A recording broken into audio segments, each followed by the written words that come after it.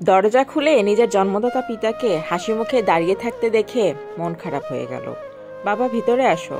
বাবা একটা বক্স বাড়িয়ে দিয়ে বলল, এই নে, তোর পছন্দের গুড়ের পায়েস এনেছি। তুমি এই সামান্য গুড়ের পায়েস দেওয়ার জন্য 60 কিলোমিটার পথ জার্নি করে এসেছো? তোর মা রান্না করেছে, তোকে না দিয়ে কিভাবে খাই মা? তাই নিয়ে চলে আসলাম। আমার শাশুড়ি বলল, বৌমা, কে এসেছে? বাবা আমার শাশুড়িকে দেখে বলল, কেমন আছেন বেয়ান সাহেব? শাশুড়ি বাবার কথার কোনো উত্তর না দিয়ে আবার রুমে চলে গেল। বাবা আসলে আমার শ্বশুরবাড়ির লোকজন খুশি হওয়ার চেয়ে বিরক্ত হয় বেশি। হুটহাট করে যদি মেয়ের বাড়ি চলে আসে তাহলে শ্বশুরবাড়ির লোকজন বিরক্ত হবে, এটাই স্বাভাবিক। অথচ আমার অবুঝ বাবা সেটা বুঝে না।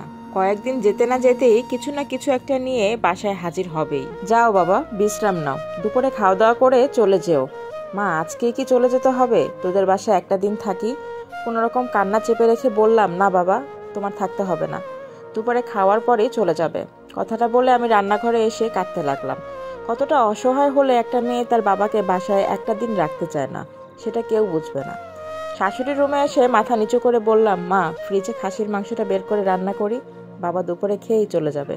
শাশুড়ির রাগী চোখে আমার দিকে তাকিয়ে বলল, এত মেহমানদারি করতে হবে না, তোমার বাপ তো কয়দিন পরপরই চলে আসে, তার জন্য খাসির মাংস রান্না করা লাগবে না, যা আছে তাই দিয়ে খাইয়ে বিদায় করো। লোকটার লাজ লজ্জা বলতে কিছু নেই। কয়েকদিন যেতে না যেতেই মেয়ের বাড়ি এসে পড়ে ভালো মন্দ খাওয়ার জন্য।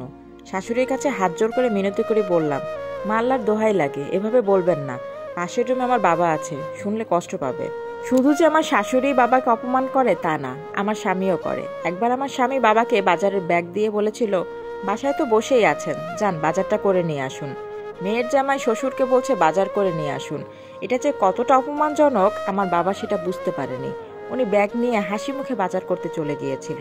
আমি বাবার দিকে তাকিয়ে ভাবতে লাগলাম, আমার বাবা তো এমন ছিল না, নিজের বিন্দু পরিমাণ অপমান সহ্য করতো না।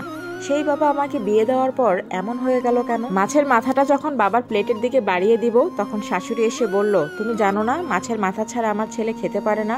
কোন হিসেবে নিজের বাবাকে মাছের মাথা দিচ্ছ? বাবা তরকারির ঝোল মেখে খেতে খেতে বলল, তুই এত ভালো রান্না করিস কিভাবে মা? বাড়ি গেলে তোর মাকে একদিন শিখাবি। 25 বছর ধরে সংসার করছি, অথচ রান্নাটা ভালো করে শিখতে পারেনি। আমি তখন কাঁদতে কাঁদতে বাবাকে বললাম, আল্লাহ কি তোমাকে একটু লাজ লজ্জা দেয়নি? এত অপমানের পরেও কয়েকদিন পর পর মেয়ের শ্বশুরবাড়ি এসে হাজির হও। তুমি যদি আমার ভালো চাও তাহলে এই বাড়িতে আর এসো না। বাবা সেদিন আমাকে আর কিছু বলেনি, শুধু যাবার সময় আমার মাথায় হাত বুলিয়ে হাসি মুখে চলে গিয়েছিল। সেদিনের পর বাবা আর কখনো আমার শ্বশুরবাড়িতে আসেনি। মাঝখানে আমার শাশুড়ি অসুস্থ হলো, স্বামীর ব্যবসার অবস্থা খারাপ হলো, বাবা সব টাকাই দিয়েছে, কিন্তু বাসায় আসেনি। একদিন শাশুড়ি আমাকে বলল, বেয়াই মশাই তো আর আসে না। বললাম, মেয়ের বাসায় এসে কি করবে? মেয়ে তো তাকে একবেলা মাছের মাথা দিয়ে খাওয়াতে পারতো না, তরকারির ঝোল দিয়েই ভাত খেতে হতো, তাই হয়তো আর আসে না। স্বামী একবার বলল, বাবাকে বলো একবার বাসায় আসতে। বললাম, কেন? বাজার করার লোক আছে তো, শুধু শুধু আর একজন লোক বাসায় আনার দরকার কি? শাশুড়ি কিংবা স্বামী সেদিন কিছুই বলতে পারেনি, শুধু মাথা নিচু করেছিল। 2 বছর পর আমি মেয়ের মা হয়েছি। একদিন মেয়েকে বুকে জড়িয়ে ধরে আমার স্বামী বলল, আমার মেয়েকে আমি বিয়ে দিব না, সারা জীবন আমার কাছে রাখবো, মেয়েকে ছাড়া আমি থাকতেই পারবো না। তখন আমি বললাম, আমার বাবাও হয়তো ঠিক এভাবে আমাকে বুকে জড়িয়ে ধরে বলেছিল আমাকে বিয়ে দেবে না, আমাকে ছাড়া থাকতে পারবে না, কিন্তু মেয়ে মানুষ বলে কথা, বিয়ে তো দিতেই হবে।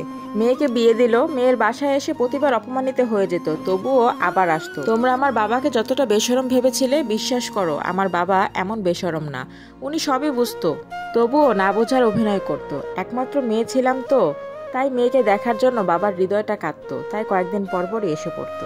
পরের দিন সকালে আমার স্বামী লাগেজ গুছিয়ে তৈরি হয়ে বসে আছে। বললাম, কোথাও যাবে নাকি?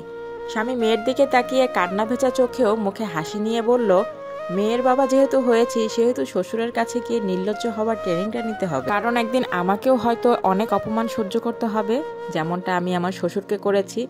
মেয়ের বাবাদের তো আবার লজ্জা থাকতে নেই।